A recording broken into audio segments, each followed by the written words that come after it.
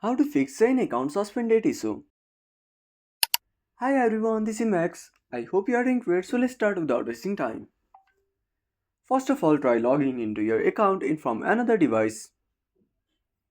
If not possible, open up your web browser, tap on the search bar and click on SHEIN support.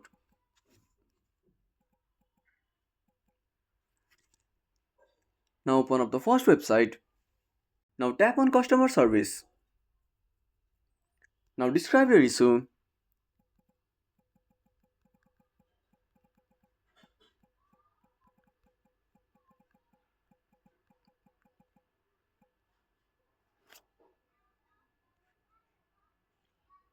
Now tap on contact agent.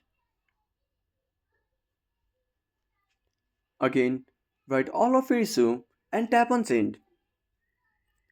And wait for some time until SHEIN support team contacts you. So that's it. If you found this video helpful, smash that like button and subscribe our channel for more awesome content. Have a burning question want to suggest a topic? Drop down a comment below. This is Max signing off until next time.